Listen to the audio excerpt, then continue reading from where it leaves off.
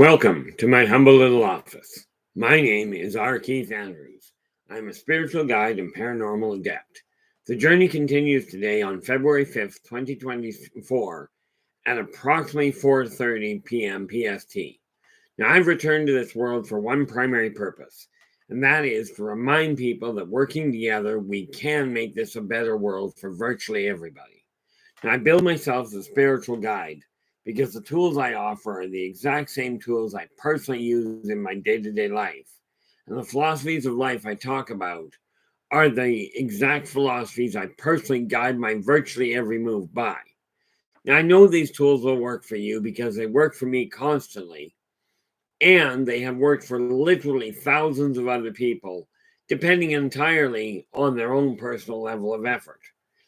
With this in mind, okay, now tonight on positive perceptions, we are going to look, because this is the night that we try and focus on various aspects of the alien races, technologies, their habits, all of this.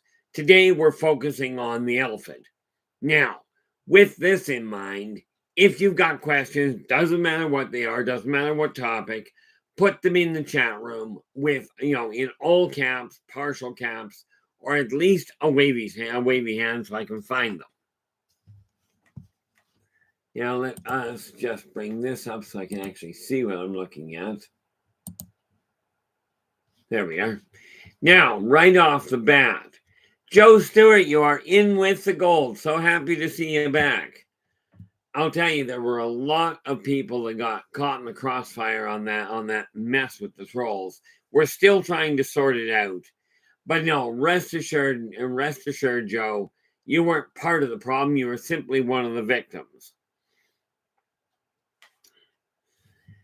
And we have L.A. Moon in with the silver. L.A., how you doing? Things are getting, shall we say, entertaining. Wonderful conversation the other night. Really brought a lot of things to light. Steve, you are in with the bronze. And we have Storm and Shadow in with honorable mention. Steve, I trust things are going well for you. And Storm, I know you're always busy. I'm just curious whether you actually ever take a break.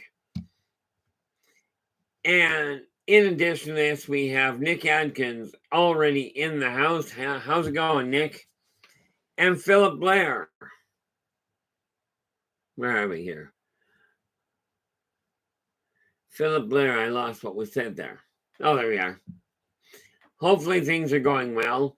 Elaine, how you doing? Glad you could join us. Yeah, it's getting stupid out there, but we're not going to... I mean, the state of the world concerns me a great deal. I just choose to look at the things I can actually do something with.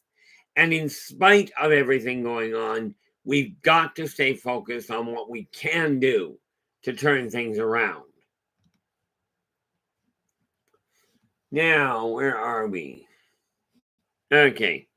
So, and by the way, we are up to, let's just refresh that just because I'm curious.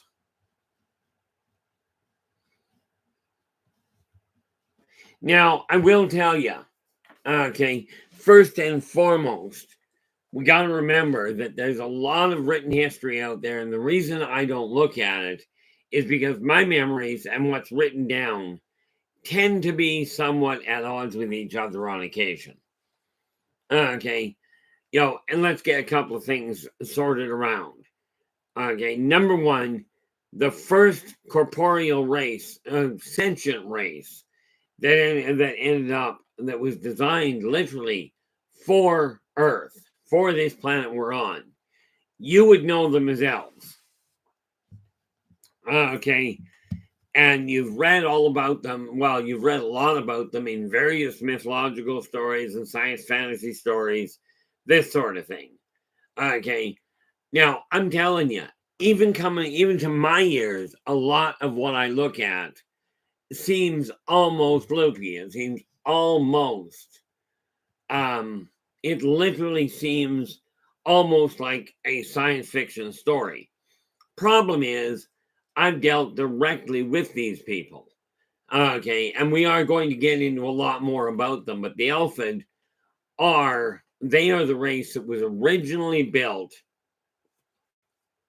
for spiritual entities to actually experience the physical and the corporeal existence with minimal senses. Now, there's a whole lot that goes with that. But before I go much further here, we have Raven has just entered the house, and I'm behind on something here. Something in my own design, by the way. So let's slide that out of the way.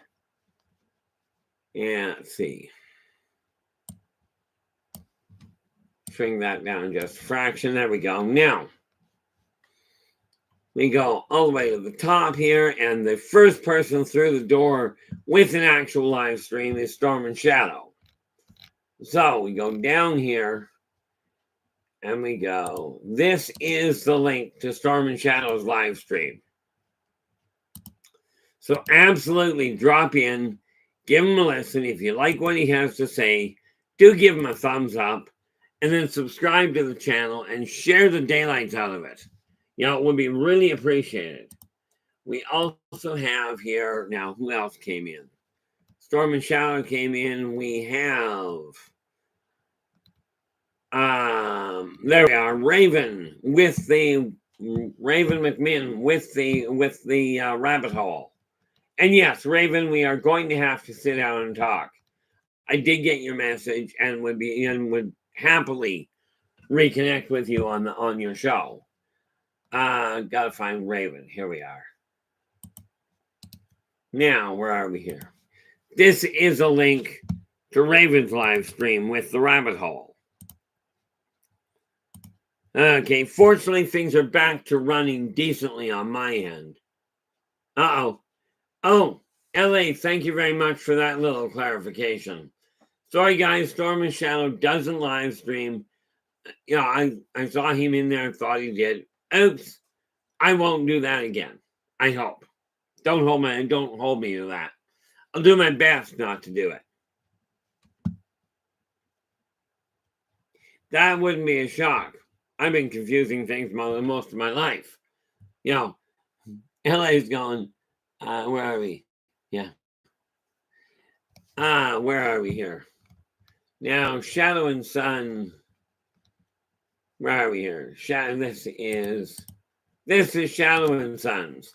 And I love dropping in on his stuff because he's got some phenomenal work that happens, especially in the gaming field. So drop in, take a look at what he's got to say.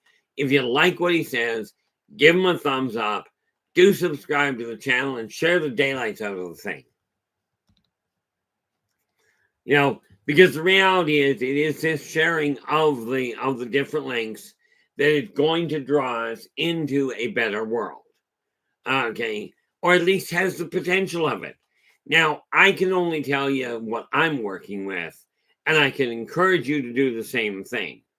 Now, the Elfydd race, when Earth came into existence, okay, first and foremost, oh, yeah, I will get to them. What I usually do, LA, just to bring you up to speed, okay, is I usually wait until I see people in, primarily because it reminds me to put them up. But with that in mind, this is the link to Nathan's. Where are we here? There's Nathan's. This is the link to Nathan's live stream. Okay.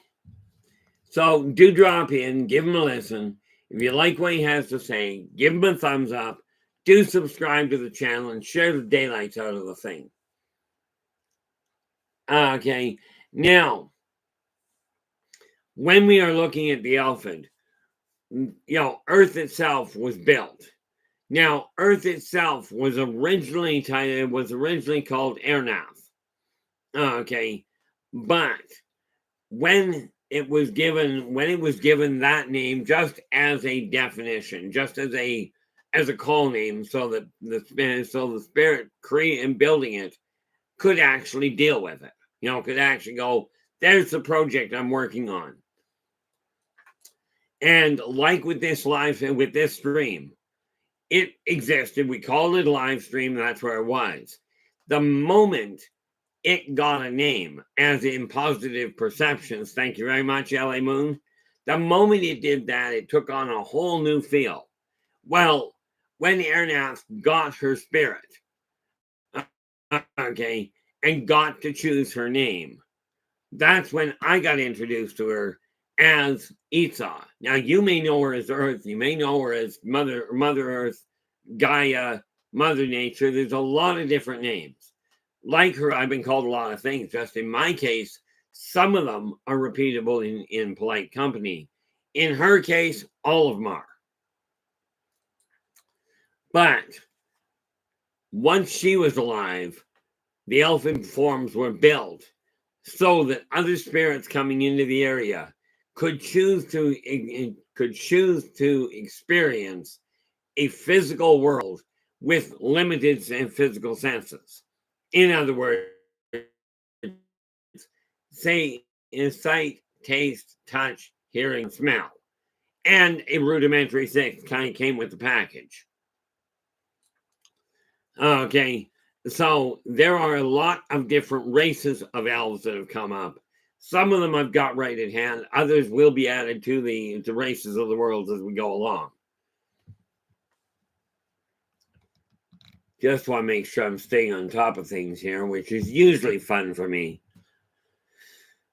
I'll use that term a little loosely, but things are getting a little more organized, I hope.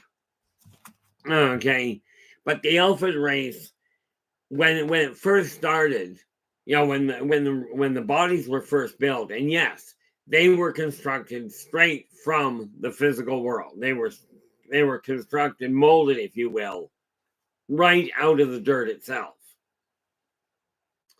In this fashion, because they were formed from the planet itself. Yeah, LA goes, as long as it's not the fun and dysfunctional. I hope not, although I've been called a lot of things.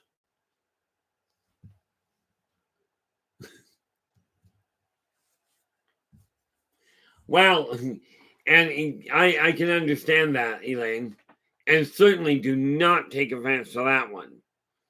Okay, I've worked out a ratio right about now. Okay, because of the fiasco we ran into, I have sat down. I know you're just joking there, Elaine. Looks like LA is trying to make you feel a little better. I've worked out a ratio. Right now, let me think here. We've got. Oh, he's not in here yet.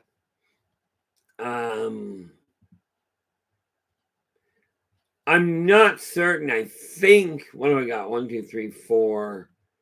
I think I've got 6 people as moderators right now. Okay. And I figured out, yes, everybody would like to be a moderator, but with the fiasco that I ran into with the troll attack that hit here, I had to back things up and go, okay, what's the ratio that's going to work? Now, the reality is eventually we're going to end up with a wider array. Kate, how you doing? Glad you could join us.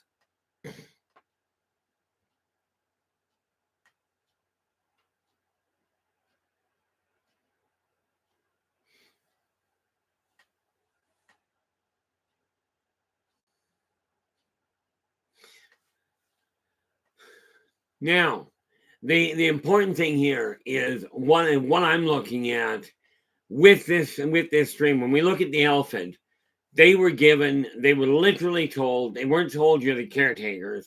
All they were told was, here are bodies that you can take care of, that you can utilize to experience what it feels like and to live in a physical world without the ability to just go, I desire all this stuff and just have it there. Okay. So you've got they had limited senses.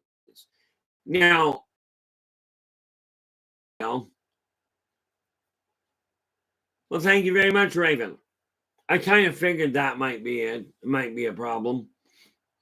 But, and this is exactly why I keep an eye on, and this is what's going on here. Okay. And this is Raven, did I by any chance send you a list of the guidelines? I think I did. I just don't know for certain. The reality of it is it became way too big of a problem. And when we're talking cybersecurity, that is way outside my realm. Now, the neat little thing with the Elfydd race, when they came in, they did remember and did tap into a whole lot more than what humans currently have. Okay, humans do know how to tap into 0-point energy. Nathan from the Quantum Show literally calls it quantum energy. Okay, I call it 0 point. It's the same thing. I appreciate that, Raven. The reality is, I've lived my life. Essentially, I avoided life. From 5 years old on, I hid from the world. Here I am, 60 years later, 55 years spent in hiding, spent avoiding life. Okay, my goal at this point is to strive to help you guys see whoever you are, wherever you're from, whatever your background, you have the potential to make a go of this life. You can't do a thing about your past, but you certainly have the capacity to do a lot about your future. Now, I'm going to show you something here, and it may or may not. This is something that is literally a work in progress in a manner of speaking.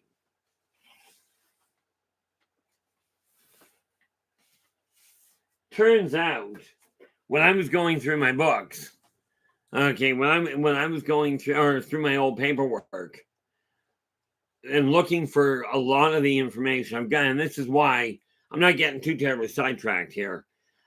This is why I've got a number of different races of elves of the Elfydd that we'll talk about. But I now have an 8th book that I plan to put into print, but this one may not go into public venue. When I was going through my paperwork, looking for the old information, looking for the records on many of the other races I'm working on and what have you, I found a manuscript written by my grandmother that nobody had a copy of. So it's now in print. I agree with you there. What do we got here? Philip.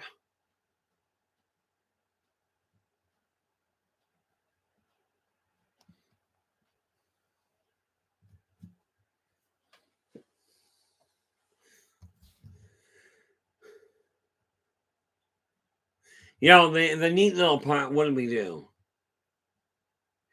In all fairness, Philip, I don't know. I know I can tell you she wrote her life story. Other than that, I haven't even read it. But I literally put it in print to make sure I had a hard copy for all of the remaining relatives I know of. Okay. Other than that, if my 2 brothers say that see the light of day, aside from what it's got. But I will tell you, my grandmother at 91 was still dancing. She was still walking without a cane and could still crush her hand in her grip. She canned until I think she was like 93, 94. Now, that's the kind of energy I'd like to have when I'm about 125. And yes, I did say 125. I'm aiming to see the 22nd century in a functionally healthy body. Now, the Elfydd race, the original Elfydd, did not age, as it were. Some of them are still alive to this day, and that means you're looking at people that are in excess of 2 billion years old. Okay, because they don't die of old age. They don't die of disease. They certainly die when something eats them, but, that's kind of a pain.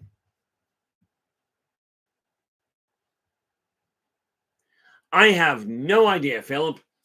And until I read through it, I won't have a clue. I didn't even read the manuscript before I got it printed. I just took the book, turned it over to my printer, the one that's done all 8 of my books. And by the way, that is one of those. Matter of fact, where did my pad go? Get that out of the way. Of course, you know me. I don't stay still much. Can. It just gets painful. But where'd the other book go? That was supposed to be closed, because we don't need that open. This, on the other hand, because I've got, there's a lot I'm working on. With the, Woo, how you doing? Glad you could join us. Oh, there you go. Nathan's going to keep himself out of trouble. Well, I don't know about that, Nathan. I do know you'll keep busy. Whether you keep out of trouble is another problem. Okay, now.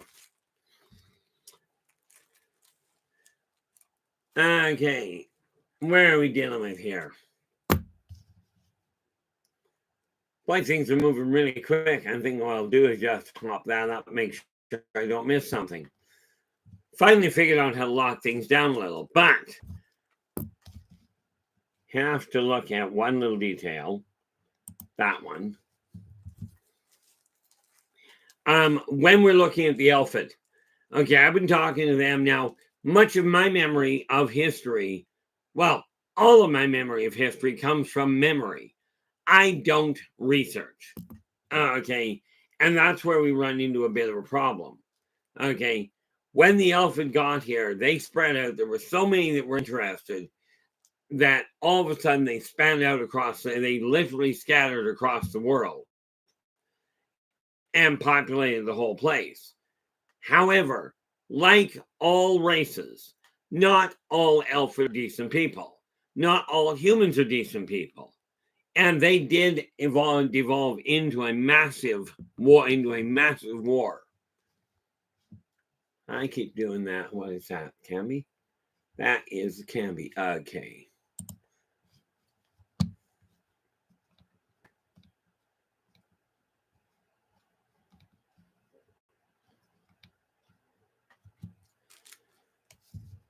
Okay, now. Yeah, if it makes you feel any better, Joe, I seem to repeat myself way too often. I start wondering if I'm sitting in an echo chamber. Yeah, you sit there and talk, and I'm talking away, and all of a sudden I'm talking away, and I'm talking away, and you get the picture. Have you ever run into a problem? Angels in Life, how you doing? Glad you could join us. Now, let's see. This is Angels in Life. Where are we?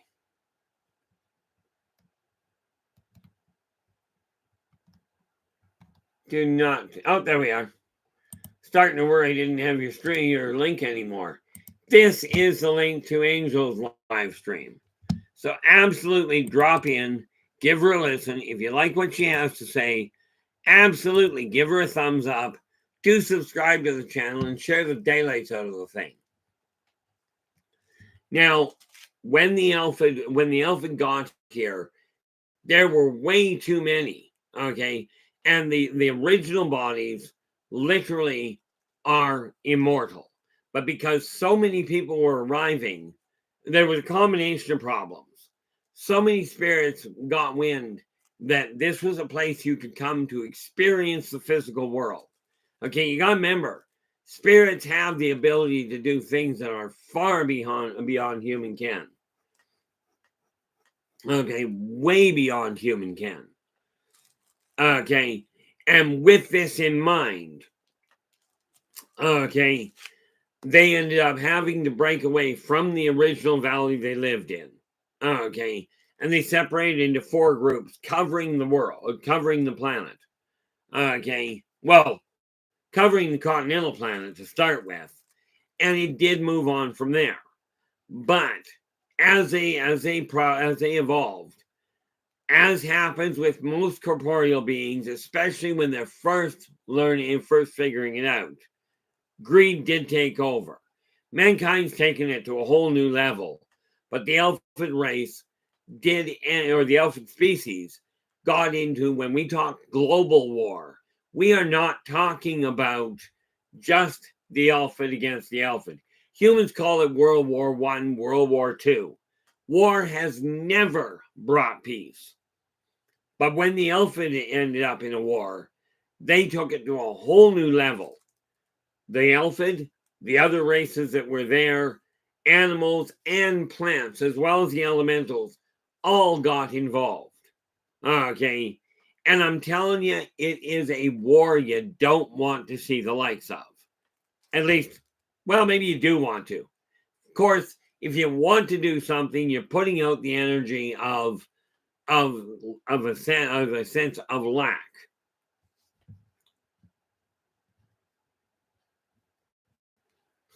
That, Shadow, that is true. Shadow goes, true, but peace has never broken out either. This is true. Let's have a spontaneous, actually it did, sort of. I remember way back, I think it was in the mid 80s, early 90s, they used to have spontaneous flash dances. And they, I don't know, flash mobs or flash dances. All of a sudden you break out in song and everybody gets involved. And it did happen once. If I recall correctly, December 25th of what would it be? 1914. I think it was 1914. I know it was December 25th. The people on the front line of World War I, spontaneously, without a ceasefire, on the front lines, everybody put their guns down, walked across no man's land, sat down, had drinks, had dinner with each other, exchanged gifts.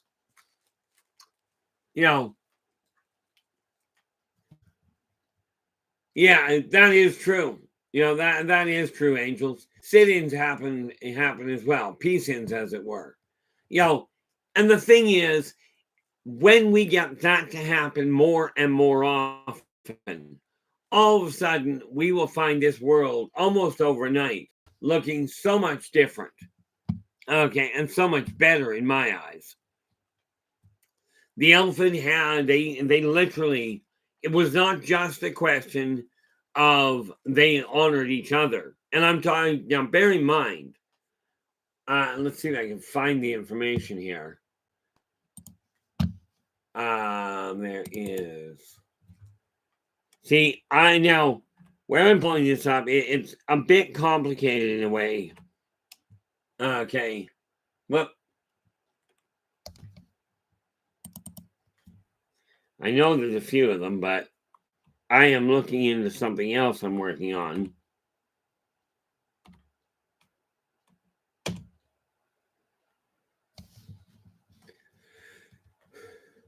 Okay, I should have done this earlier, but I got a little sidetracked. Now, can you imagine me getting a little sidetracked? I mean, really, who would have ever thought?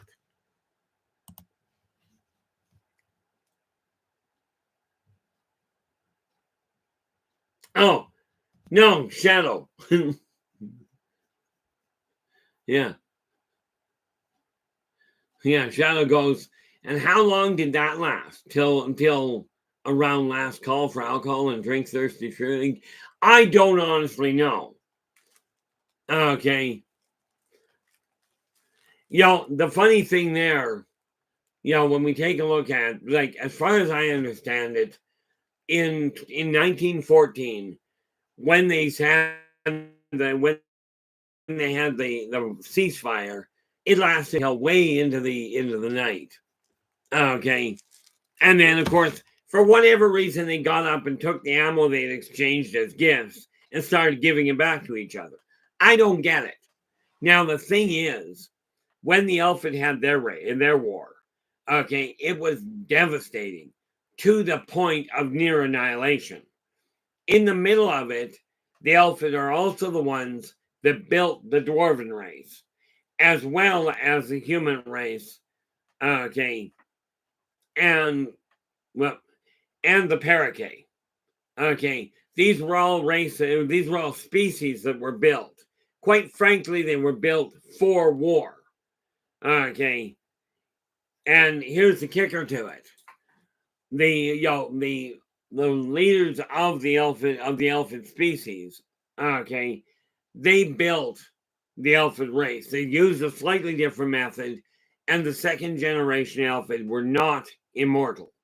They did end up dying, albeit they'd last a good 2,000-3,000 years. But that's not the same as immortal. Now, I know this sounds completely like it's all made up and pulled out of my head or out of someplace else. You get to figure that one out.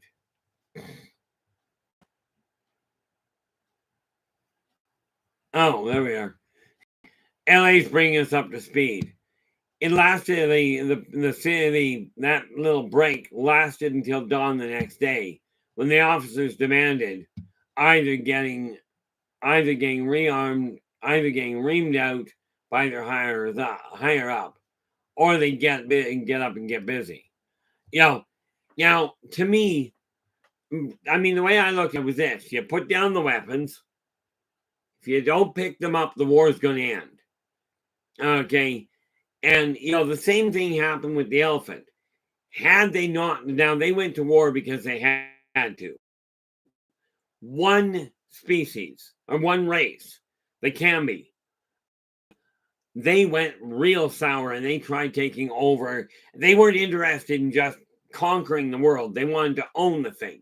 Now, the thing you got to remember is the planet we're standing on. This is a Caboran. This is another race altogether. Okay, but the Cambi wanted to control it all. So of course, the other races got together and went into combat with them in order to protect their own lives as well as the very land upon which they were standing. The Cambi turned to the dark arts. Okay, warping the animals that were already there, warping some of the plants. Okay, you take a look at the Arboreans. Now, the Arboreans and the Elfydd got along really well for the most part. Okay, now there's a whole lot more, and here's the funny little kicker to it. And this is why I say this particular setup, this particular history is actually written down. Somebody asked me the other day if I've ever written this down. Okay. Where are we here? Yeah, I'm just catching up a little. Yeah, Shadow's going desperately searching for a nap. Check under your coffee cup there in Shadow. You might find it. Kate's just adding that late on Christmas Eve on 1914, the British forces heard German troops in the trenches opposite them singing carols and saw lanterns and began shouting at each other. Oh, neat. Thank you so much for that reminder. See, I remember being in the trenches in World War I. Not a fun place. In all fairness, I wasn't there that much. But then I had my hands set up in cooking up mustard gas itself. No, I was not the lead scientist. But I was asked if my memory of the Elfydd was written down anywhere. These books, okay, these novels, there's actually 12 of them. I've got 2 of these in print, just about ready to tie off the 3rd one. But in those books, I've got a lot of the personalities and what have you of various races. The Elfydd pull a very dominant position in the early books.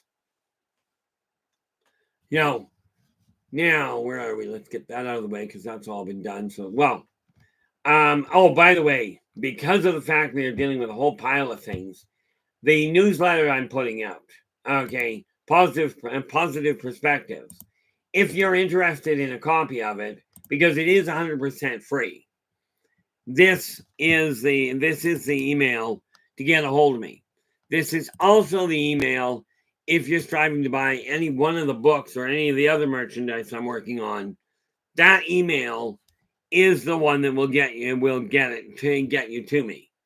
Okay. Thing with the newsletter is I only turn it over to people via email and only on direct request. Now, the Elfydd people, number one, very, depending on which race you're talking about, very, very involved with nature. Okay. Very creative. And then I do mean all the way up from not only true magic or the variation on that is what humans call 0-point energy. Okay. Nathan would call it quantum. They turn to those arts in a positive, creative, healing fashion. The Cambi, on the other hand, were a whole different ballgame. And they took their arts and twisted them right out of shape. But again, two different purposes. Now, one thing you have to remember with the Elfydd, they are still here. You've seen, some of you have seen them, some of you have seen, I'm certain, some of you have seen half-elves. Now, a half-elf, the difference between a half-elf and a hybrid is a half-elf means that you take one male and one female. It doesn't matter whether it's male Elfydd and female human or female Elfydd and male human. But you end up with two getting together and producing a naturally conceived offspring. Hybrids are built in a test tube. Okay. Because they are literally, that is where you take gene splicing to a whole new level. But I'm certain some of you have run into the Elfydd on the planet today. Okay. I've seen more that are half elves.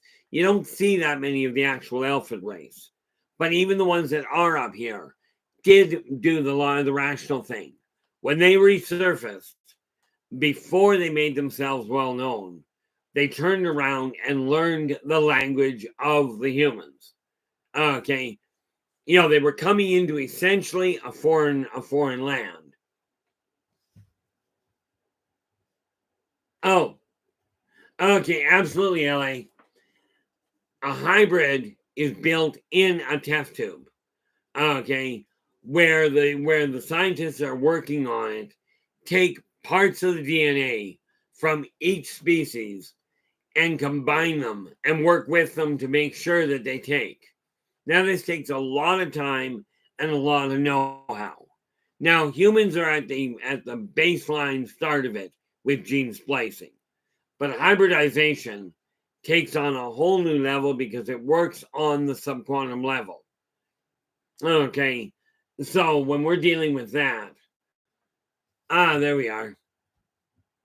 Angels goes,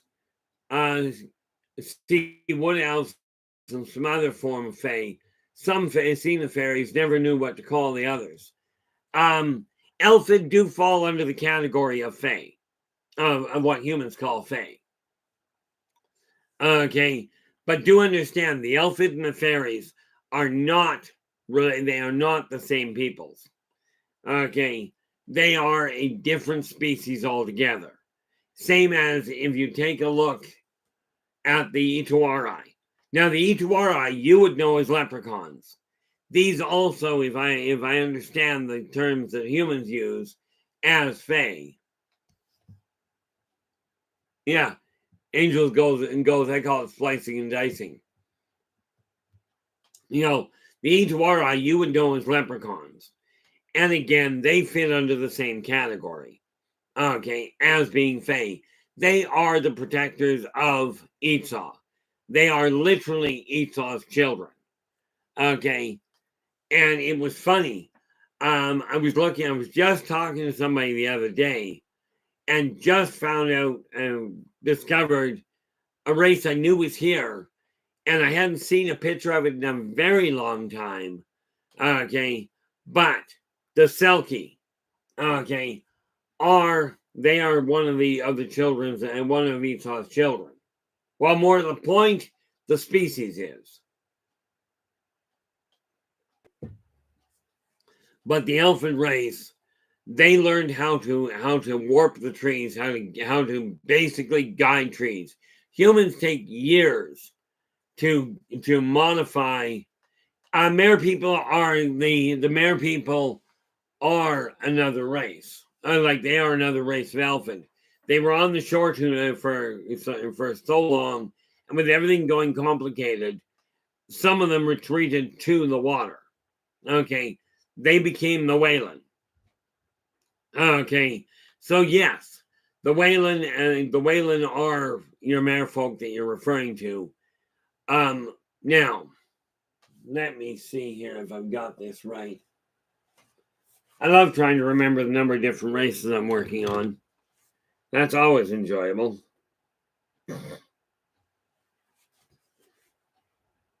Let's take a look. Of course, we wouldn't have that there. In case you're wondering, this is Race of the Worlds. And yes, I'm moving the pictures in now. Well, not right this second. I'm going to have to track that down. I got a little sidetracked trying to get finances organized today and trying to get all that done. So everything I was aiming at. But one thing I will be adding to the book. Well, here we are. Bonus, Joe. Joe is asking, how many different kinds of red lights or red orbs are there? That I can think of offhand. Let me think. Your Vrozic will show up and can show up as red. The Vrozic, the Zerzics, and when you look at not the Talon, I do hate that. Wrong book. What did I just do with it? Right there. Oh, not the Kinlar, the Zeron. Should be the Zeron. Now, the neat part there. No, Zotar. There we go. Okay, the Zotar, they have mechanical ships. They literally have ships that are mechanical in nature. Okay, that often give off a red light. But your biggest ones, well, more to the point, you're more likely are your Vrozic and your Zerzics. Both will come across red depending on the individual. And you may find Yumion. But Yumion don't usually show up as an orb unless you're only seeing their head.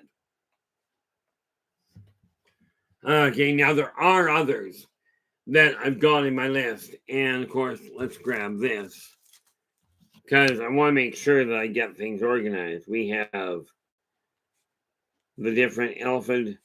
We've got reptilians.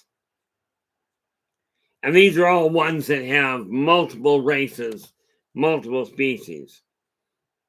We've got orbs. I'm sure there's others, but I'm going to look for all the names that go with them. And over the course of the next number of months, we will get to a whole list of them. Nice little part about it is, as I add the names, I will be adding them to the book.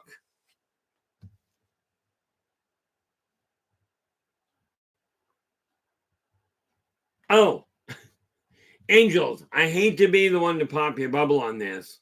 Angels goes, I'm still trying to logically figure out how I know I have seen a Selkie. Intuition-wise, I know I have, but I don't remember it, but my body remembers it. The best bet there is you got one or two options at Angels.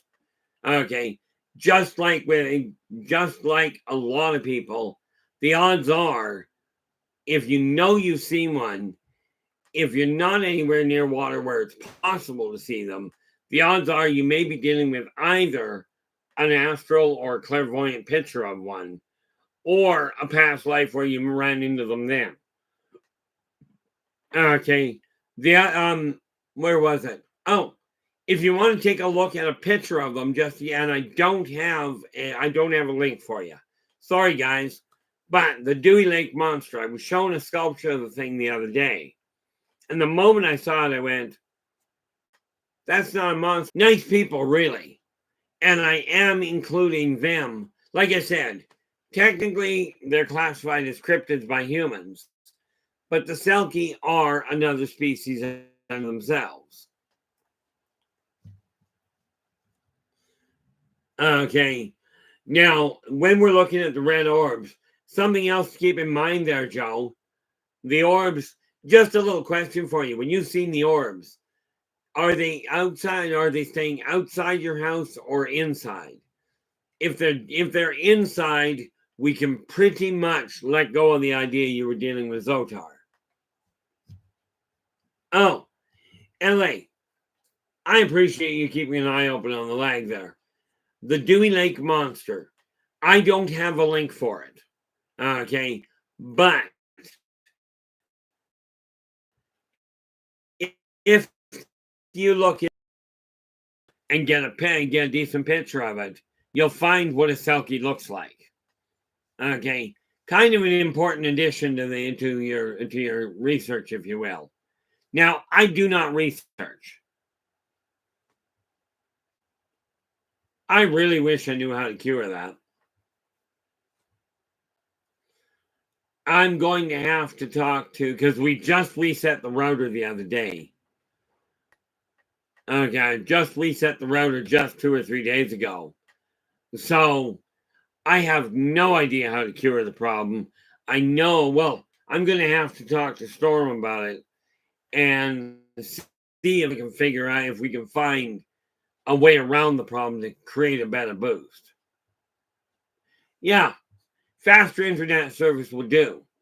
Except according to what the providers up here say, I've got the fastest we've got.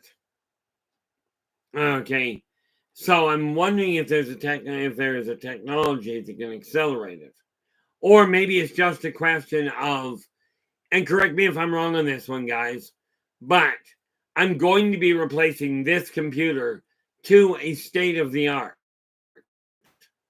Okay, as soon as my brother's estate comes in. Okay, and correct me if I'm wrong, but if I've got like this computer, I don't even know what it's got for specs. Storm would know, in all fairness. Of course, Storm's the one that comes into the back end of it to straighten it out. Oh, Nathan, there is no question there. I do not ever buy a computer without the warranty, because I can walk up. Okay, I can walk up to a computer, and if I get stressed, it dies. But hopefully in the next couple of months, hopefully in the next couple of weeks, we should be getting to a point where we can do something about it.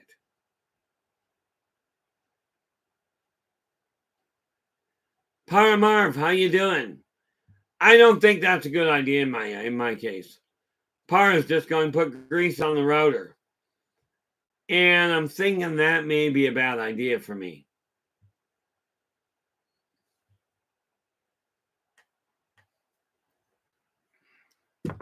But I will do what I can with it.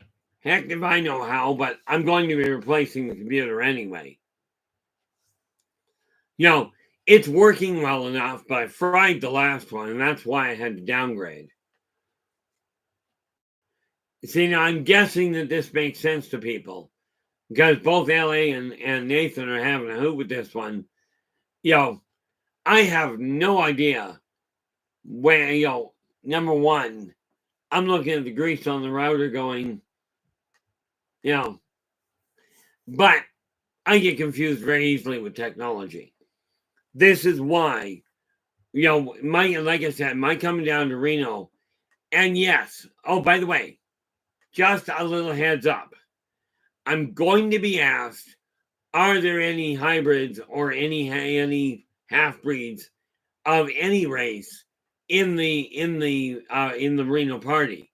I know I'll get asked this because every time I've gone to one of these events at the Experience to Speak over in Portland, Maine, at the Paracon down in Skagit County, Washington. Okay, and both of those events, Every time I went there, at least one person asked me if I saw any hybrids. Okay, I'm not about to tell you. Okay, or more to the point, I'm not about to identify one and point them out. As the saying goes, the out. I'm not going to out them. Oh, there we go. Where are we here? Joe goes, it's the same red. I'm going to say light instead. So the far side of the cemetery every night. I look out upstairs the upstairs window. Oh yeah, and there's no doubt they moved. Now something else I've just remembered. There's something else you may be seeing there, Joe. Just a neat little idea. Okay. When you're looking out over the cemetery, are you by any chance? I'm pretty certain you must be. If you see spirits to start with, when you see over top of the cemetery, you may either see, and this is going to sound real cliche, but they do it quite intentionally, a ghost, or more to the point, a spirit.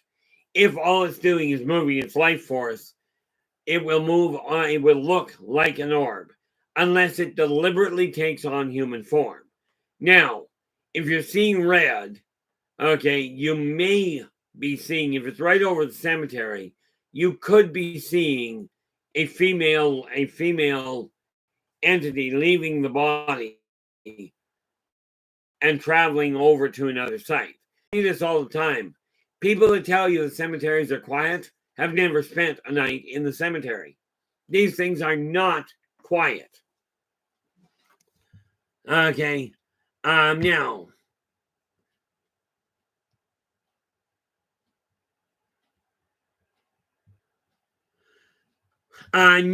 The thing is, Neanderthal, no, Philip's just saying his DNA shows some Neanderthal. I know a lot of people, I'm sure, are Neanderthal, but that's not nice. But no, Neanderthal are a step up and down the human evolutionary ladder. Okay, so that is simply evolution at its finest. Every human carries genetic coding from way back. Okay, so yeah, what you're looking at is just standard evolution.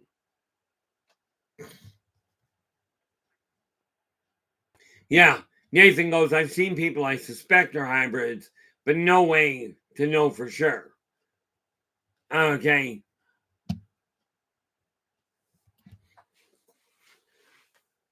Yeah, it's been a little bumpy in the last little while there, Para.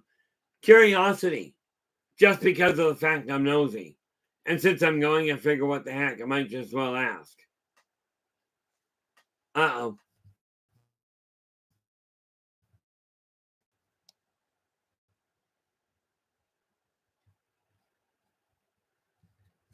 Yeah, here we go. Storm comes in with all kinds. I mean, this is great.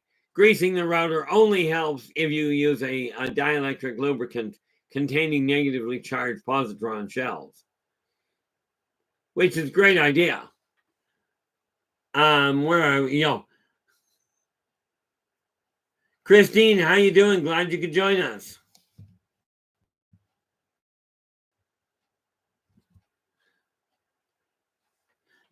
One of the neat little things we talk about the scientific side, the Elfydd, they go, not happy with this, and they're the ones that will literally sit there, and if a war breaks out, this is why I say war with the ancient races is just suicide, because they are the ones that will go mutter a number of syllables, and they'll point at you, and a fireball will literally come off the tip of the palm of their hand and run into a problem.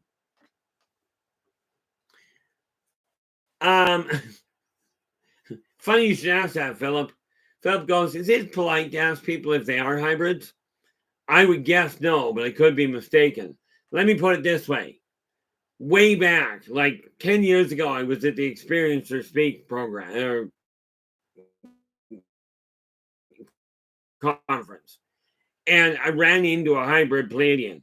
I literally walked up to him, and of course, in a UFO conference, as in with this party down in Reno, it is quite possible you'll see them. When I ran into the one I ran into, I literally walked over to him and I said, and I literally asked him, "Are you by any chance Pleiadian?" And the guy looks at me and he goes, "Yes." Right. And then the whole conversation went interesting. That's a long story in itself. But as long as you're being respectful to them, okay, as long as you're being respectful, they may not give you a definitive. Okay. Because you gotta remember, humans are a very fearful race. I mean, heck, we're still afraid of our own shadows in many people's cases. Okay. Or things that go bump in the night. So finding out you've got a non-human there, think about it. You tell somebody, if you tell somebody, I found a hybrid, what are the human governments and industries, what are they likely to do? If you point out there's an off-world or an ancient race hybrid, what are the governments and the people in positions of power likely to do to that poor individual? Yeah, Joe's just adding here. Red light red orb shows itself about an hour before dark, but I've been back there in the past. There are lamps with red lights on them by the graves. Yeah, well, this is why every time you see a red light, ask yourself if it's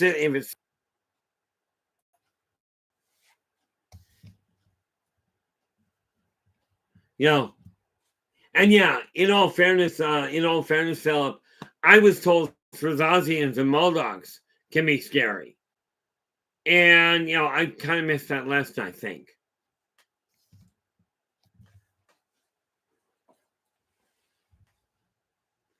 I gotta ask which part there, LA.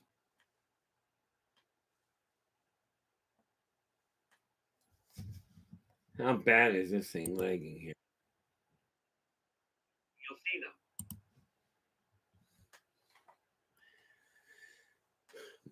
Whenever you're looking at those lights there, Joe, make sure you piece together. Okay, make sure when you're in the red orbs. Okay, first and foremost, make sure, since you know there are lamps there that are red, take a look at the location of the orbs, and in your own head, figure out whether they are likely where the lamps are, or if they're somewhere completely wrong. Okay, now there are, like I said, there are a number of different possibilities. You've got your Vorosic, your Zerzik. The Vorosic are smaller orbs, and they're likely to be about the size of a basketball. But you got to remember, when you're looking at light out in the darkness, it's going to reach out.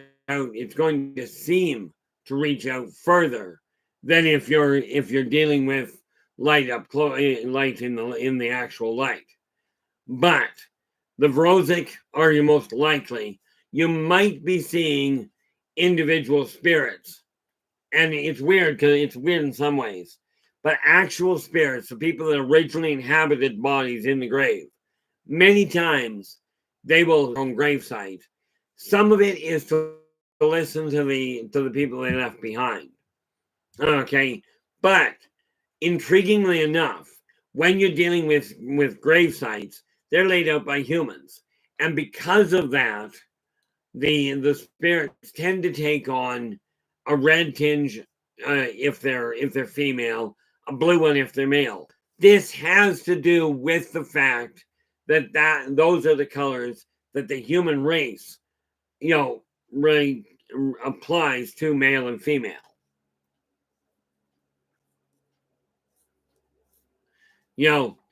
So just make certain when you're looking at them, figure out, if the lamps are over in the southwest corner and you're looking at the southeast, then the odds are it's not the lamps. Because my guess is nobody's picking up the lamps to move them. The funny thing there, Philip, I'm just looking at this. One thing I have noticed. Now, there's a couple are another race. Okay. The Yldrbac the Yldrbac seem to be pretty much relegated to Ireland. Okay. But I have seen them elsewhere. So once in a while you get a real adventurous one. But you may witness when you're looking at some of the other races around, the Elfydd themselves are a dominant race in what you would call Hollow Earth or Inner Earth. Okay. Now, of course, Tolkien called it Middle Earth. Of course, in Tolkien's case, he referred to the surface as Middle Earth, which is kind of ironic in a way, because if we take a look at the Elfydd, okay, you have inside the earth, you've got the ancient races. Quite frankly, you've got a lot going on under the earth, under our surface, in the cavern systems below, okay, where there's a whole other world, okay, and pretty much just as populated. Then, and this is where it gets funky, we get the surface, which is fine, but then you've got the races that live up in the clouds and in the stratosphere. Okay, this planet is a lot of things, but uninhabited is not one of them.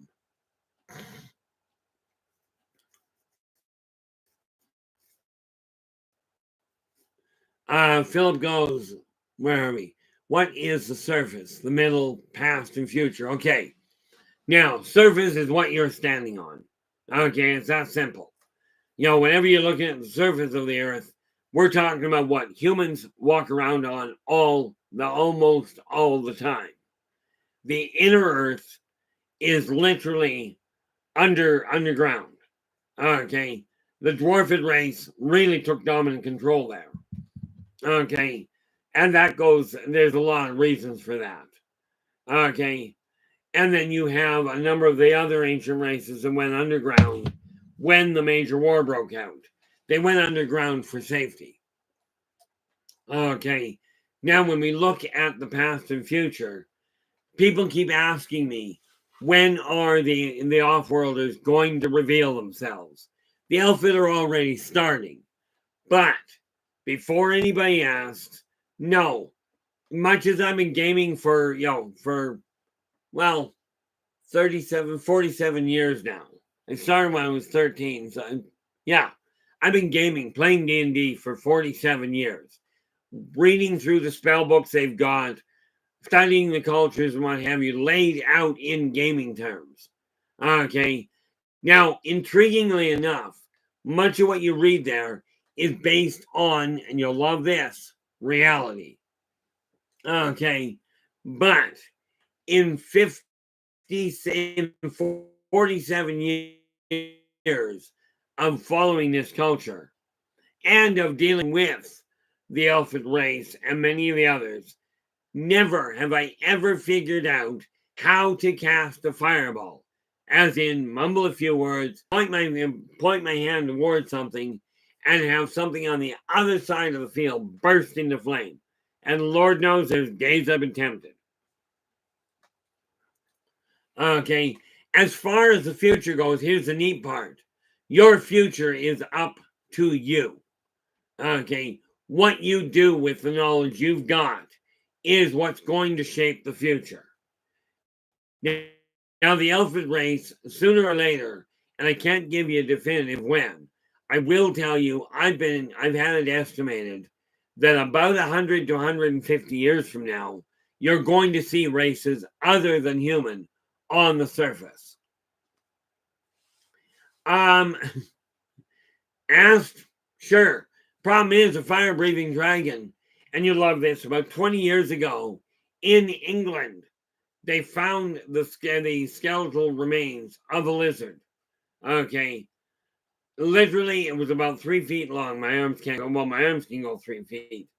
It was about 3 feet long with a double flued nasal passage where one side was charred black and the other one was absolutely crystal clear. Net result, you've got a baby fire-breathing dragon. A real one. Okay, but they only found the skeleton. They never found the live one. And rest assured, you don't want to run into a live one. They tend to be a little temperamental. But their ability to cast fire is a metabolic thing. Yep. Well, I made that mistake, and some of you, especially Shadow, any of you that have gamed will get a kick out of this. I had a character that was facing off with a red dragon. Was not intending on fighting the thing. We just stumbled across it. And what did my character do? In his almighty, short thought out idea, grabbed a handful of sneezing powder as a red dragon inhaled. Well, my character threw up a handful of sneezing powder right into its face. For some weird reason, the red dragon expelled all of its fire. Yes, angels, they did. Yeah, it went into hiding right away. I caught wind of it. And I kid you not, in less than 24 hours, it was gone. Okay. But realistically, everybody wants to believe, has been led to believe, dragons they're a myth. Dragons are a lot of things, but mythological is not one of them. Okay. It's just they don't have any record of them. Or more to the point, the public doesn't. This is the same thing you'll find, and there's a lot more about all of these races, all of these species. Okay, there's a lot about these guys that is lost to the ages. Now, am I working on different aspects of this? Yeah.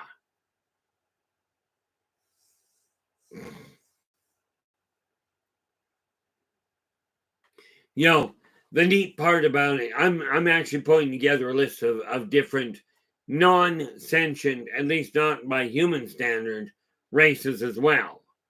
Okay, like I said, I got no shortage of material to work with, just a shortage of time.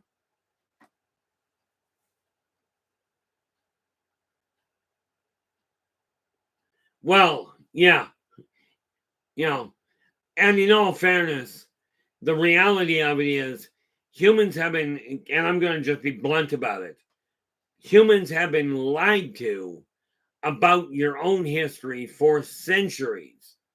Now, I had a very long, drawn-out conversation with someone with LA the other day.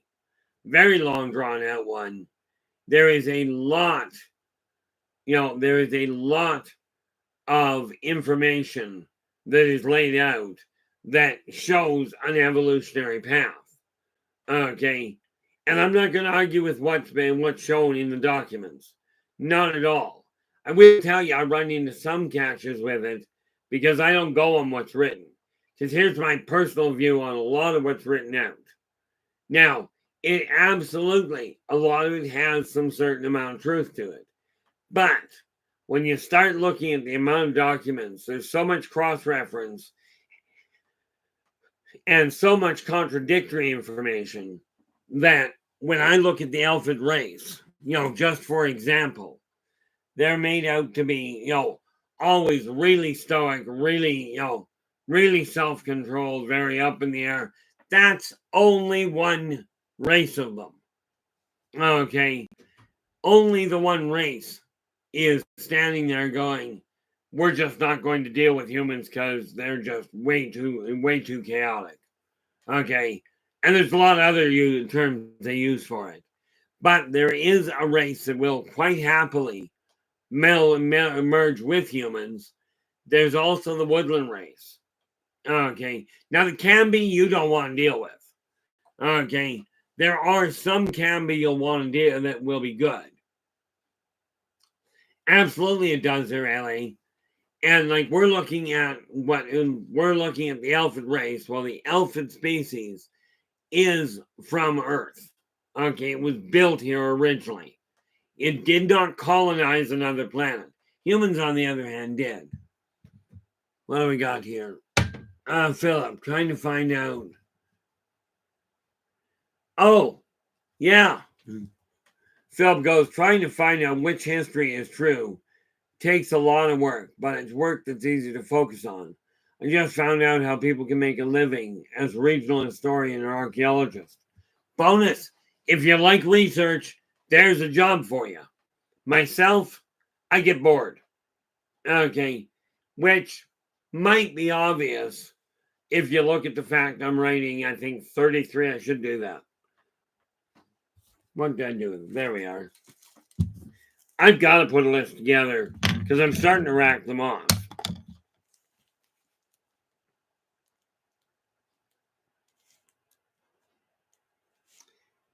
This is just something I can just work out afterwards. How many books am I writing? Now, with this in mind, and yes, by the way, people, I am literally this same, much like Dave is being watched by the off-worlders, on Spaced Out Radio. They are absolutely watching what he's up to. Okay. Now, I find it kind of fascinating. I spend more time talking to them than I do bothering here. Right. But they can watch here as far as I'm concerned. But I'm also reaching out to the other races as well.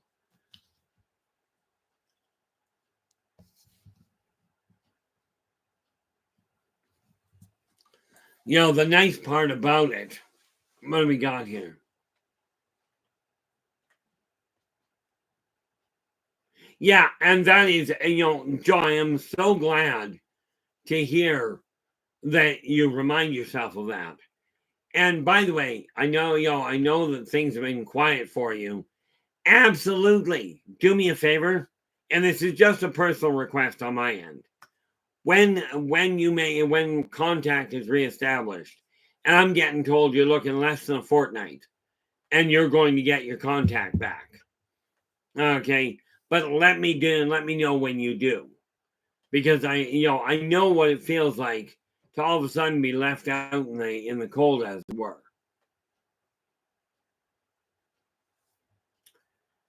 Yeah, Philip, that's not, you got to remember something about the ancient races. They went underground because humans were so volatile and fear-based that they killed them on sight or locked them up in a lab or in a hospital or in prison or whatever. Okay, it is amazing. We hear about all the humans that got burned during the witch hunts. What you don't hear about is the number of the Fae and the number of the Elfydd that got cooked at the same time. Okay, so there's a real big reason why, on the whole, the Elfydd species do not trust humans. Okay, they do trust some, and some of you will undoubtedly run into them. The catch to it is the one thing that they watch for, and it's the same thing the off-worlders look for. They watch to see, how are you treating each other? Okay, the reason I ended up making contact with Esau right off the bat is I got here before anything else did, just about before the rest of it did. She was still in her infancy at that point. But the way you treat the people around you and the way you treat the plants and the animals around you is a very fundamental, it's a fundamental focal point for them.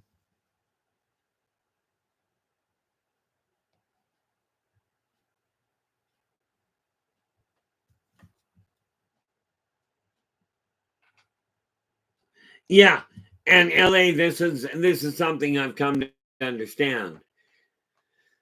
This is one of the, LA's just going, knowing about it is a heads up, so we know how to behave towards them.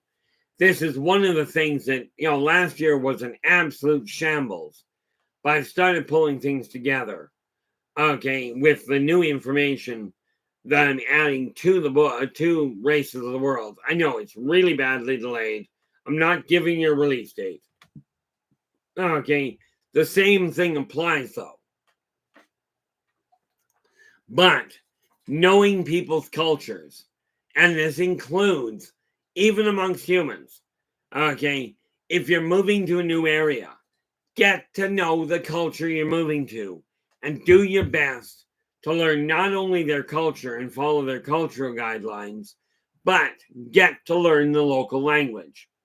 Now, this applies to dealing with other humans moving to a different place on the planet, dealing with off-worlders or ancient races. Now, there is something to be understood. Some of the languages you're not going to learn. Okay, if you watch the movie The Arrival, that will show you a race very solid, very accurate. The Udina, which are the heptapods. Which, thank you very much for that, Storm, for pointing that out, for pointing out the right term for it. But the way they show them dealing with writing with ink in the air and what have you, that is how they speak. That's how they write. They don't speak that way, but there is not a human built that can talk in the Udina's natural language. Same as you're not going to speak in the language of a fire elemental. Although, if you're coated in fire, you'll probably scream like a banshee. I don't recommend that, by the way. Even as stuntmen, you run into catches on that one. But the Elfydd that are near the surface, most of the time you'll find them on the fringes of cities or in small communities, usually on the fringes of small communities.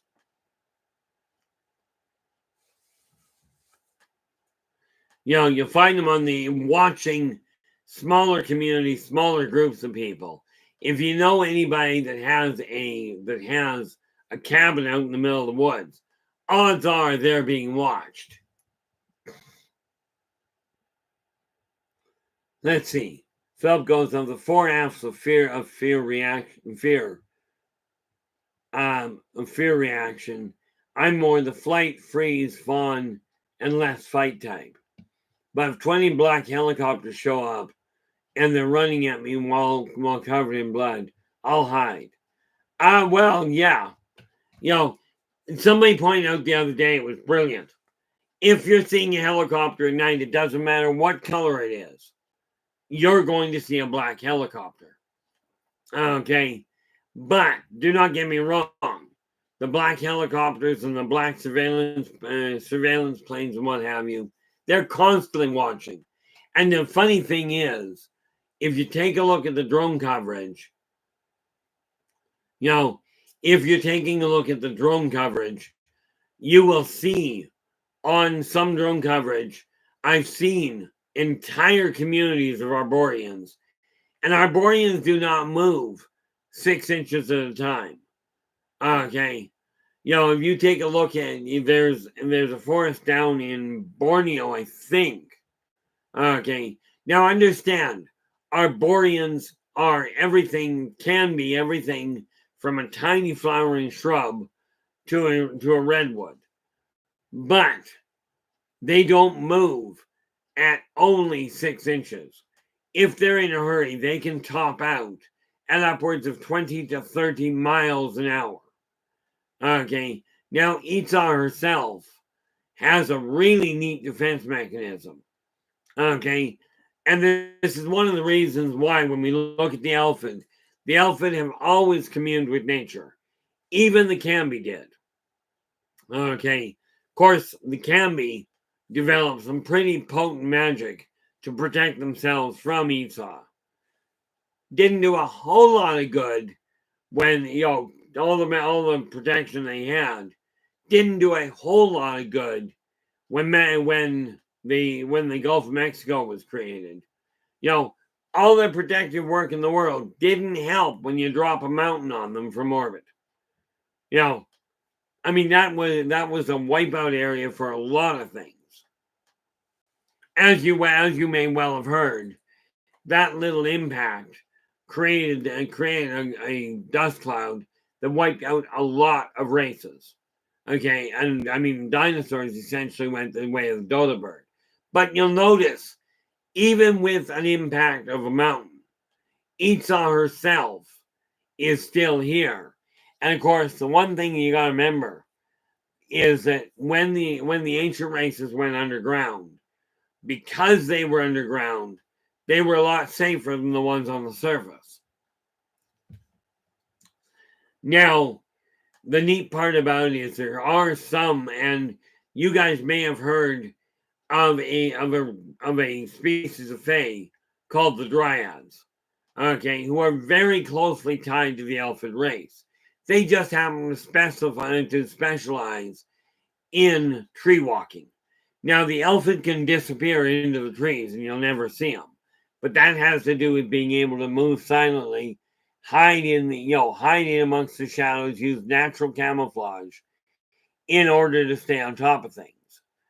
Okay, but they're some of the nicest people you'll run into. Okay, unless you take them off, and then, well, not my fault. Phil, where are we going? Well, in all fairness, Philip, I agree with you. Phil was just saying the cloud leopards of Borneo are supposed to be related to the saber-toothed tigers. They have 2-inch long canine teeth. Okay. Now, that being said, I can tell you the Smilodon is still alive. Okay. It's not overly popular, so talking about bringing them back from extinction. I have no idea why. But cloud leopards would make total sense because once the oxygen levels collapsed, a lot of species shrank. Okay. And not like up all of a sudden they go, yeah, while you're watching them. But over generations, they got smaller and smaller.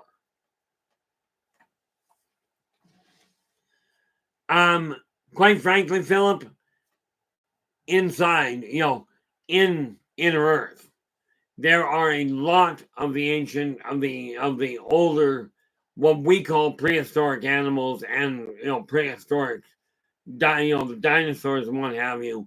There's a lot of them in Earth. Okay, and this is why I get a kick out of them when people go, "Oh, let's bring these animals back from extinction." Not necessarily the wisest idea. Okay, but the fact of the matter is, where the Elfydd are concerned, they are the most likely ones you run into. Okay, but they've orchestrated things, so getting into inner Earth is going to be a problem. Now, some people do it. Ultimately, yes. Okay, there are things that go bump in the night that you really don't want to tangle with. Okay, and especially when you look at the fact that underground, and we can get to that on another date. But the Elfydd race, you've got races that are in the woods, in amongst people. Okay, now you won't find many purebreds, but they have cities just like people do. Okay, granted, they use more in the way of natural material. Okay, and more in the way of free forming. As in, let's meld the stone dwarf into our choice. Humans use chisel and axe. By the way, so do the dwarfid race. But when you're looking at the Elfydd race, you gotta remember they literally occupy all terrains on Earth, on and in Earth. And yes, the sea Elfydd, if you watch the movie The Abyss, okay, the sea Elfydd are the ones that developed that blue liquid. But it was developed to enable them to get humans down under the water to actually talk to them without the Elfydd getting shot. Now, as you can well imagine, if you're on the beach and somebody shows up on the beach and starts dragging you towards the water, you're going to struggle. But you also got to realize the sea Elfydd they've got a couple of things going for them. Because they live in such high pressure, they are a lot stronger. Okay, which means you don't have a lot of prayer there of fighting them off, as it were.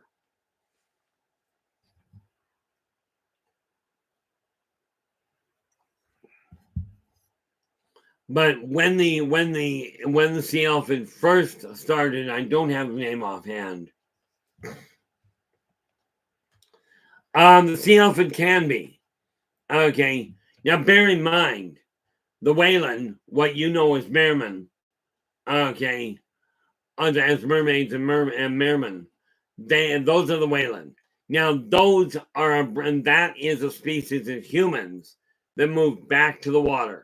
They spent so much time in and out of the water that they became waterborne. Okay, sirens are sort of, if you will, a half-breed between the Whalen and the sea Elfydd.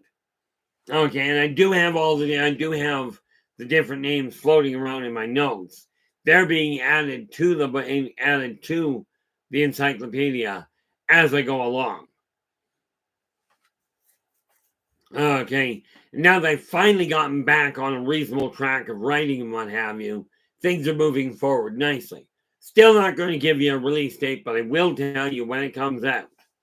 Just like I did with that one autobiography I just finished. And it's not my autobiography. It's my grandmother's. But I got it in print and went, there it is.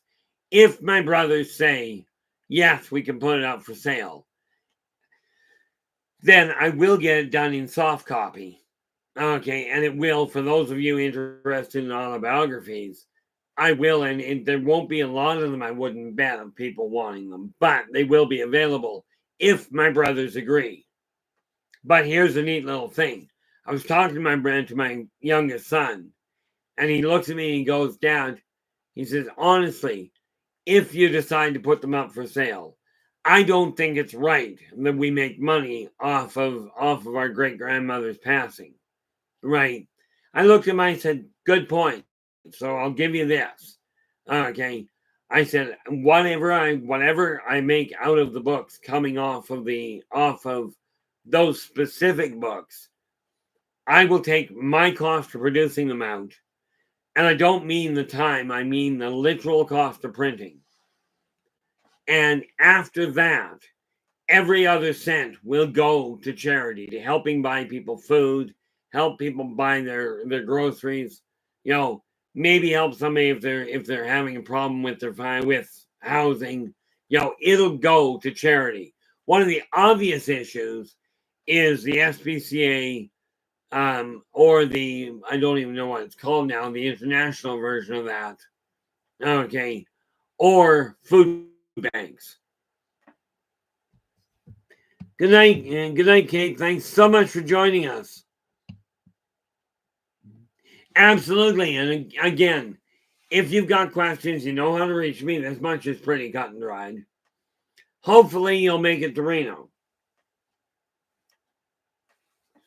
The Elfydd race is a very gregarious race, really, really heavy into wisdom and into the wisdom of the ages and traditions.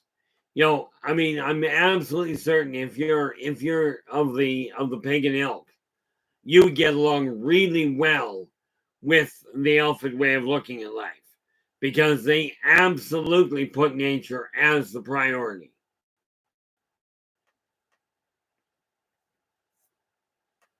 Now, where are we here? I want this. And no, before anybody jumps on that, this does not have any rye in it.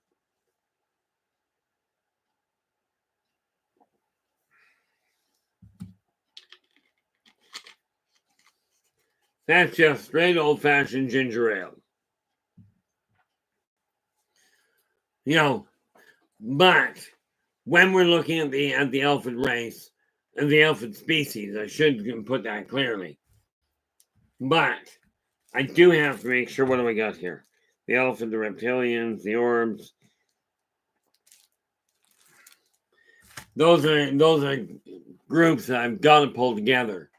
But one of the big things you have to remember is the Elfydd were here. Now, humans have been around in some form, as near as I can understand it, for about 2 million years. This puts them literally billions of years younger than the Elfydd race. Okay, like literally billions. But if you take into consideration, where are we here? Elaine goes, so land elves might have. The land elves, depending on which race you're talking about. Number one, they are bipedal. Okay, they look in physical configuration. The pictures you've seen in the mythology books, okay, or in fantasy books, most of them are very slender. Very slender, very lithe, very strong.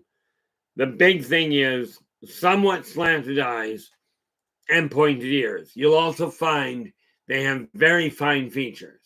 As far as where they live, where they don't live is shorter.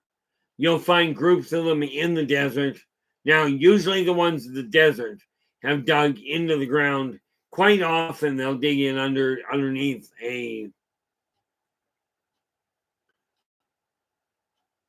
under a total blank, a neat little wet spot in the middle of the desert. Forgot what oasis, there we go. In the desert, they're usually found underneath, in the caves around some of the bigger oases. You may find them in the Arctic. Of course, if you find them in the Arctic, they're better at hiding because they're very, very pale. Okay, as in they blend in really nicely. The woods is a normal place to run into them.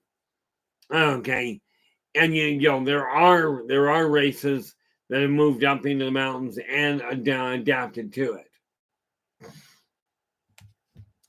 No, Elaine, the tall whites are Aldebarans. Okay, everything I've seen makes them the Aldebarans, which, in case you hadn't noticed, aren't from Earth. I can understand why you would say, are they also known as the tall whites? The Elfydd race is, when you look at the tall whites, you're looking at a race that is 7.5 feet tall for most adults. The Elfydd race, especially when you're looking at the Arctic ones, okay, or the snow ones, okay, most of them are a lot smaller. Okay.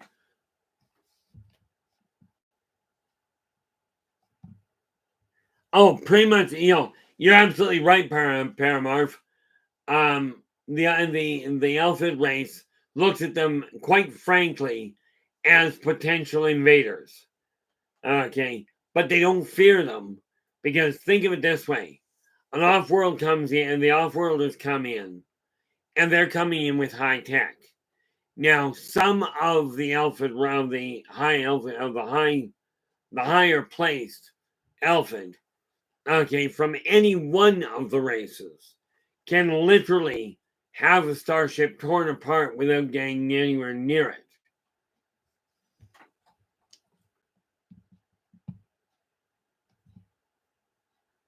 I have no idea why he picked on Alderaan. I will tell you this though. George Lucas is one of the few directors that I know, director, writer. He is one of the few people that knows what's going on. Many of the races that he depicted were, or more to the point, are real. How he made contact, I have no clue. Okay. How he pieced it together, I've got no information. But I will tell you, him, Lucas, Spielberg, and Carpenter all have direct knowledge. How they got it, I don't know. Okay. And, to be fair, may not know they have it, but I can tell you the races they bring to light are absolutely solid depictions of many of the actual races I've seen. The plains outfit absolutely do. For some weird reason, the number one, the Camby don't have a real good relationship with them, but the snow outfit don't get a lot of interaction with the horses. The ones on the plains get a fair chunk. And, the one thing that, let's just expand on that a little. The Elfydd have a natural link, a natural affinity for most of the animals and plants. Oh, bonus, Elaine. Yeah. And you got to remember, when you're looking at the orbs, Elaine's just going, I have videos from barn cam with hundreds and hundreds of orbs. Now, something you have to remember, especially when you're looking into the barn, the most common thing that will show up on video that looks like an orb is literally dust particulates.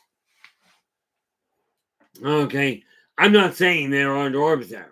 I'm just telling you that is one of the biggest things. Okay. And no, Elaine, you might have, because of what the Elfydd are capable of, okay, it is possible they're creating some of the orbs. Okay. It is also possible that you're looking at will-o'-the-wisp. Now, will-o'-the-wisp, usually, number one, they're not related to the Elfydd, but they are usually found in swamps. Okay. But when you're looking at the orbs, if you're looking at that many, my suspicion, and I may be mistaken, okay, I'm not a videographer anyway, but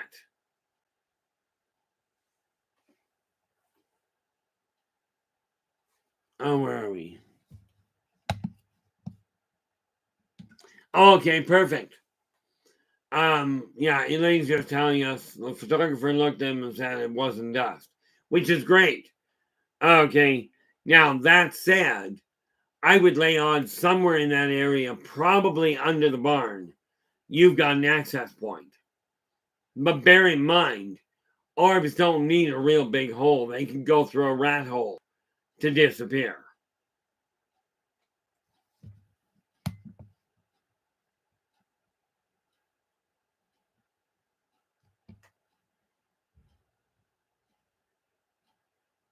And that's exactly how they do it there, Philip. Okay. Yeah, that is exactly how these different races get distributed, as it were. And yeah, Elaine, right there, if you've got a video analyst, I'm not a video analyst, so I don't even go there.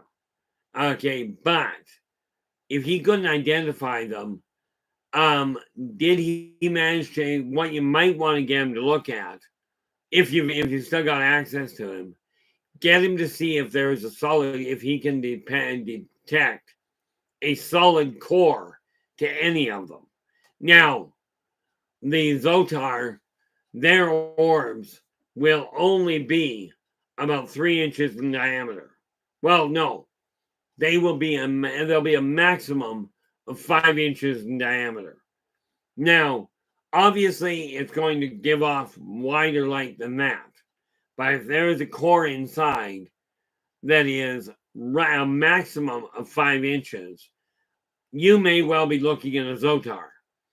Because the Zotar, just like with humans, where we go, oh, if your eyesight doesn't work this well, you're not being a pilot. Or if you're a human child, you cannot be any taller than this to go on this ride. Zotar pilots, if they are taller than 3 inches, they will not learn to fly. Iowax, how you doing?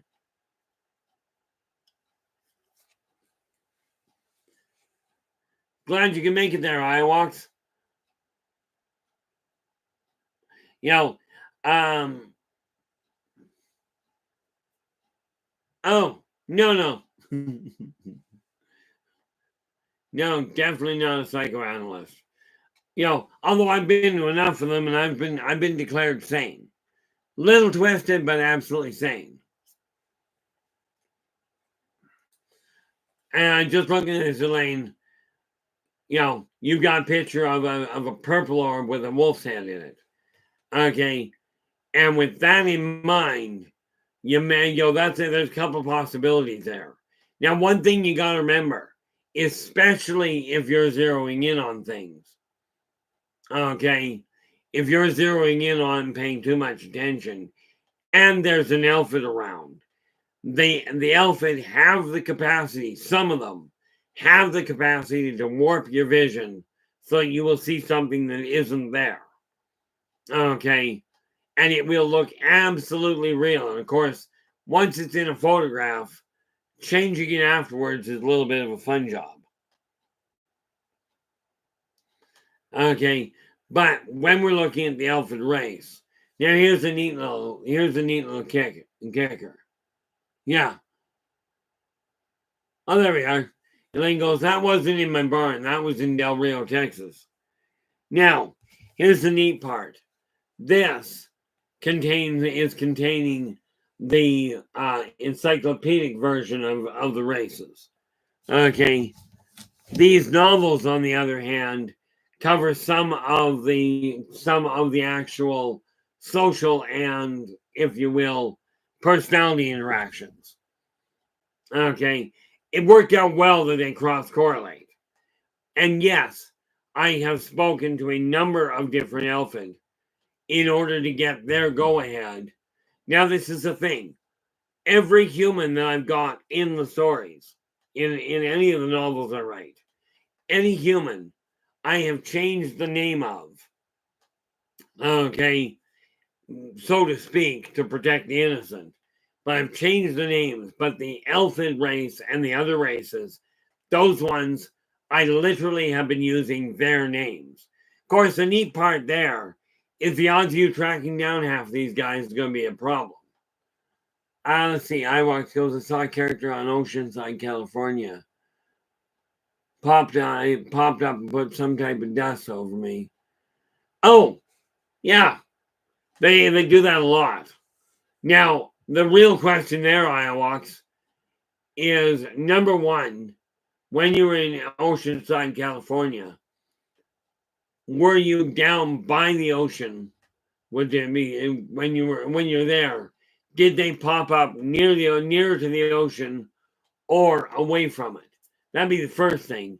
And the second question that is really important from my standpoint is, did you have any kind of dream or anything like that, or any kind of side effect that you were aware of after you woke up? Now, you may not have known about it after you got knocked out, but when you woke up, like for instance, where were you? Because in Oceanside, California, there's something you got to realize. The sea Elfydd are all over the west coast and the western coast of North and South America. Okay, so it is quite possible that what you ran into would have been the Elfydd. Okay, like I said, they are all over the place, and yes, they are known to ride on the back, to grab a piggyback ride on dolphins, porpoises, sharks, and whales.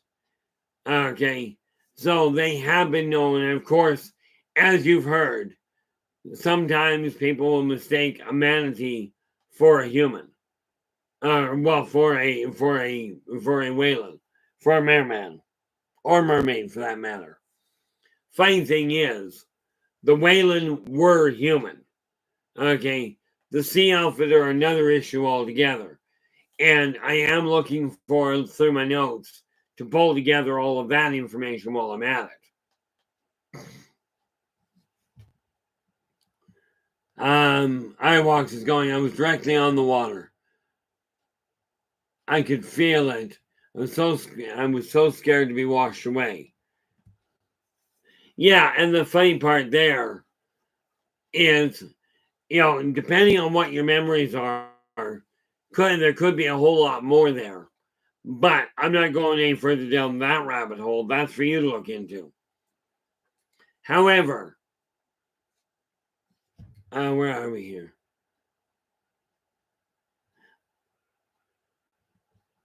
Yeah, the one thing that I will put out there, if you remember something, drop me a line with it. Ask me in the chat room. Ask me on email. There's a lot of ways of getting a hold of me.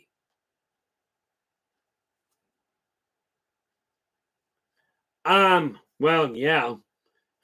Philip's going, Waylon Jennings was a human as well, and was a human too. Whoop.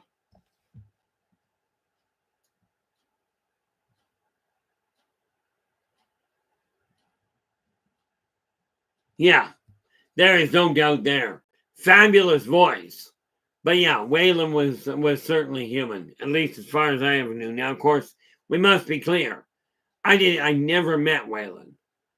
Okay. I'm going to meet a lot of you guys that are coming down to Reno. And I'm thinking I'm not getting a lot of sleep those 3 days. But that's okay. I've organized that well enough. But again, guys, if you do like the stream, if you haven't done so already, if you do like the stream, do give us a thumbs up.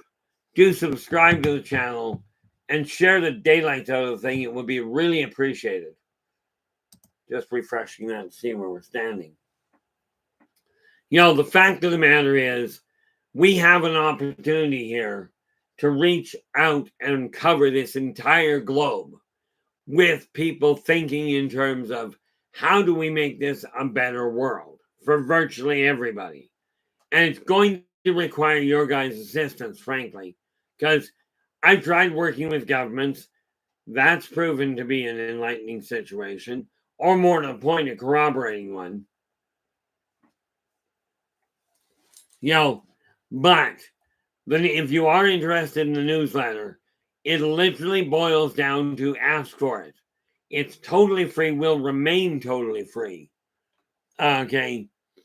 And it gets sent by email anywhere in the world. Because, weird thing, as a matter of fact, if you happen to have an email that you can get from Orbit, be my guest, I'll ship it.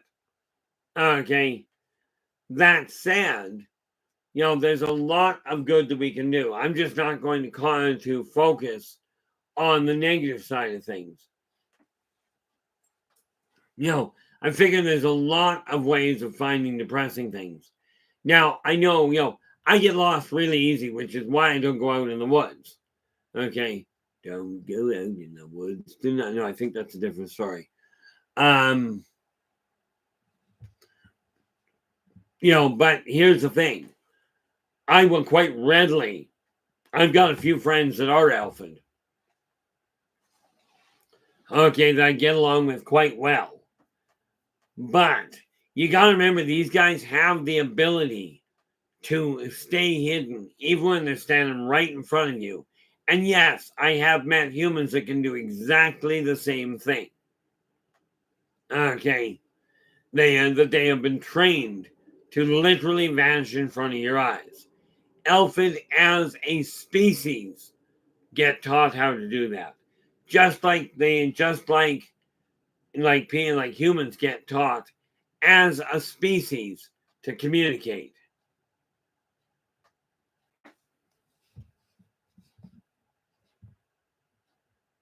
Well, on the plus side there, Philip, I really don't, because I only ship by email, and they'll ship to Mars by packet. Okay, and that's somebody else's department. Although I get a kick out of the idea, and bear in mind, humans are already on. They are on obviously on Earth, on Mars, on Io, which is a moon orbiting Jupiter, and on Titan, which is a moon orbiting Saturn. Okay. But now I was recently, like I said, these stories, the Yldrbac Chronicles, somebody asked if I ever wrote about my past lives. many of the, not in the Birth of the Wolf Pack, because this is future, okay? But in the first 8 books in the series, you will find different parts of things I've gone through. Okay, easiest way to look at it, if you're looking at actually, and it was a girlfriend of mine that pointed out when she looked at the original story. She goes, Keith, this doesn't read like a poem or like a story. She goes, this reads like an autobiography. Okay, I got thinking about it and went, you're not really that far off. Okay, but this guy in the front of the book, that is Jeremiah Wolfstrand. Okay, and he shows up. You'll find out, even in book 10, that there's a lot of different names he's known about. Oh, Philip, the answer is yes.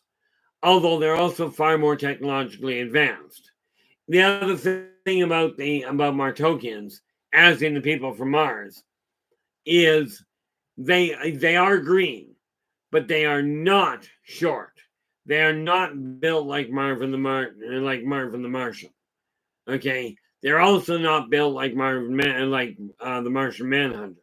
They look human. They do, however, have reverse knees.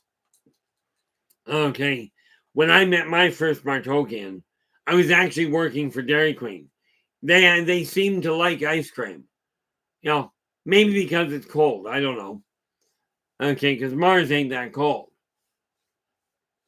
But, they've been on Earth for a while. They come here quite regularly. As a matter of fact, if you watch the orbit of Mars, every time Mars gets to its closest point to Earth, there is a massive rise in UFO reports. Well, the reason for that is because when it comes to its closest point, the Martokians send their classes on field trips to Earth. Sometimes they will talk to the Elfydd. And yes, I have seen exchange students. Okay. In other words, the Martokian comes here, gets dropped off on Earth, the Elfydd take him in. Para, who really doesn't like ice cream? Anybody that's lactose intolerant, or most people that are lactose intolerant, won't like ice cream. Myself, I admit it's one of my weak points, except chocolate ice cream. I don't like the stuff. Of course, I don't like the flavor of chocolate. I do eat it once in a while because it has turned out to be a bit of a necessary little commodity. I don't know if they're in Kelowna or if they're in Inner Earth. I do know that Martokians and Elfydd do have exchange students. Okay, so they do interact, and they are paying close attention to it. Oh, yeah. Par goes, well, I bet they like it. It's the ice cream that doesn't like them. Well, maybe the ice cream is sadistic. Yeah, chocolate may feel good, but for me, chocolate tastes more like paste, which is why I don't tend to eat it. And yes, as a child, I tried that silly idea. Okay, I always get a kick out of it. I heard somebody tell me one day, they went, kissing a smoker is like kissing a dirty ashtray. My immediate response was, why in tarnation would you kiss a dirty ashtray to find that out? Yeah, how do you take that, Ellie? Yeah. Ellie goes, I told my cardiologist everything is fixed by ice cream.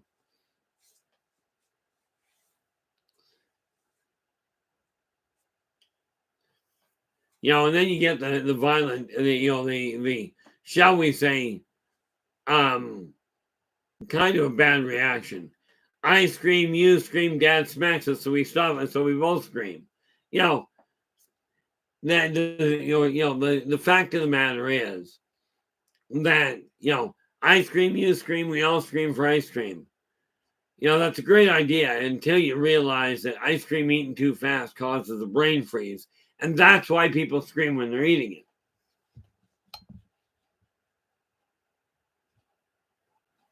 Yep, that makes sense.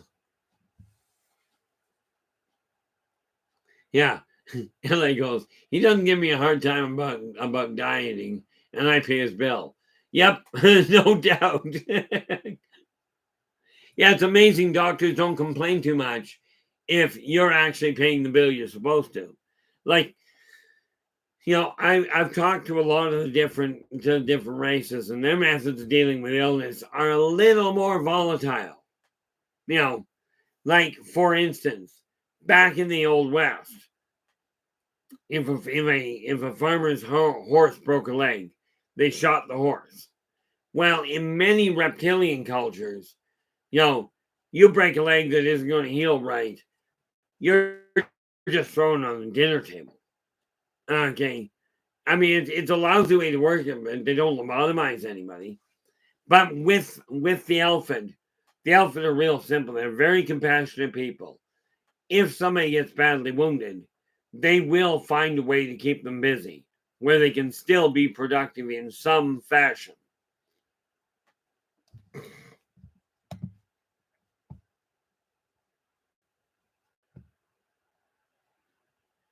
Yeah, and he goes, "You can't believe my heart is generally in good shape." I can't believe his bill for telling me that. Yeah, no doubt. It's like, why pray tell did you give me a bill that looks like this? You know, the reality of it is the Elfydd are a very, very well-rounded race, but they are literally all over the world. Okay.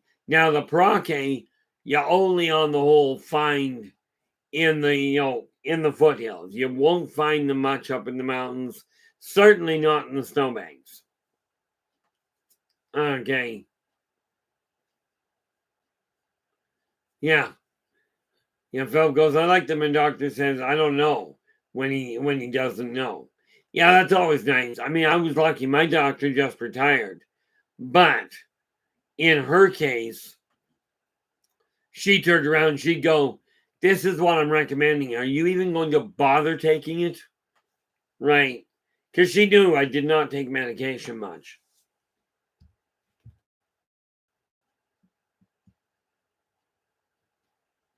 Yeah, that is sad, LA, when Storm has to do the doctor's work for them. That's the frightening part. Now, that being said, I would much rather that the doctor that repaired my arm was handy when I snapped my arm than having somebody just research how to do it. But with this in mind, guys, I am going to look up and get the whole list of the Elfydd races for next Monday. A whole list of the different reptilian races I know of, as well as the different orbs. I might have a few others because I'm going through. I'm actually expanding on everything in rather organized detail. Okay, but now tomorrow's Tuesday. We're going to be looking at the gaming world. Okay, and it's the way the imagination can be utilized to bolster your own world. But we are hitting the 2 hour mark here. So, with that in mind, before my throat does start to seize badly, with that in mind, I'm going to say thank you so much for sharing your time with me today. I really do appreciate it. If you'd like the copy of the newsletter, drop me an email. You'll find the links below this one. Drop me an email directly asking for it. I'll put you on the list. It's totally 100% free and will remain that way. Okay, I will get back and come back tomorrow. Until then, do take care of yourselves and each other, and for pity's sakes, stay positive.